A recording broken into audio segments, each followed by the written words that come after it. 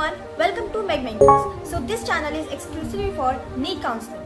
हम लोग personal counselling भी करवाते हैं। अगर किसी स्टूडेंट को नीड है या फिर कोई क्वेरी है तो आप हमारे डिस्क्रिप्शन में दिए गए व्हाट्सएप लिंक को चेक कर सकते हैं। तो इस वीडियो में हम बात करने वाले हैं कि हमें नीट 2026 काउंसलिंग में किन किन डॉक्यूमेंट्स की ज़रूरत है। तो सबसे पहले हम बात करते हैं अकेडमिक और एग्जामिनेशन डॉक्यूमेंट्स के बारे में, और मैं आपको साथ ही साथ ये भी बताते चलूँगी कि आपको कौन से डॉक्यूमेंट्स की कितनी कितनी फोटोकॉपीज करवा के रखनी है। तो सबसे पहले हमें चाहिए रहेगा नीट यूजी का एडमिट कार्ड, जिसके हमें 2 कॉपीज़ चाहिए। फिर चाहिए हमें नीट यूजी का स्कोर कार्ड, जिसके हमें 3 कॉपीज़ चाहिए। फिर हमें चाहिए 10th की मार्कशीट और 10th का पासिंग सर्टिफिकेट। तो हमें मार्कशीट की हमें 3 कॉपीज़ लगेंगी और पासिंग सर्टिफिकेट की 2 कॉपीज़ लगेंगी। वैसे हमें क्लास 12th की मार्कशीट और क्लास 12th की पासिंग सर्टिफिकेट भी लगेगा, जिसमें मार्कशीट की हमें 3 कॉपीज़ और पासिंग सर्टिफिकेट की 2 कॉपीज़ लगेंगी।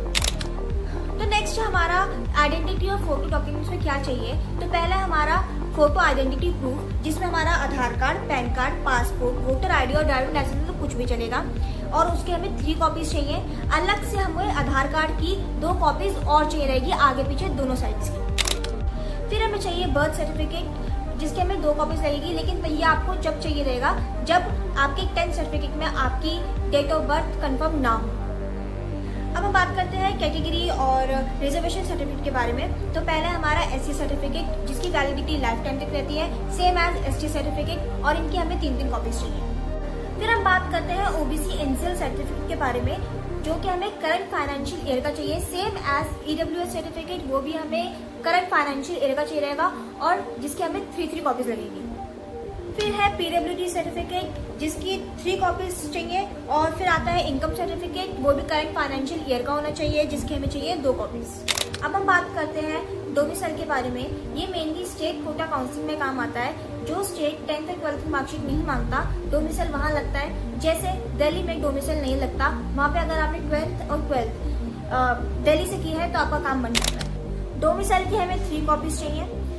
हमें रेसिडेंसी सर्टिफिकेट, जिसका हमें अलग से रिक्वायरमेंट होती है, वहीं लगता है।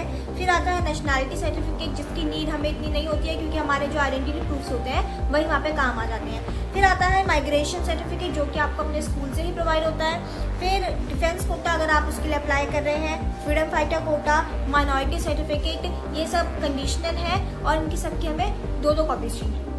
तो अभी हमें इतनी डॉक्यूमेंट्स की नीड है। अगर आपको और डॉक्यूमेंट्स की नीड होगी तो मैं आपको अपडेट करती रहूँगी, और आपके लिए मेडमेंटर्स ऐसी वीडियोस लाता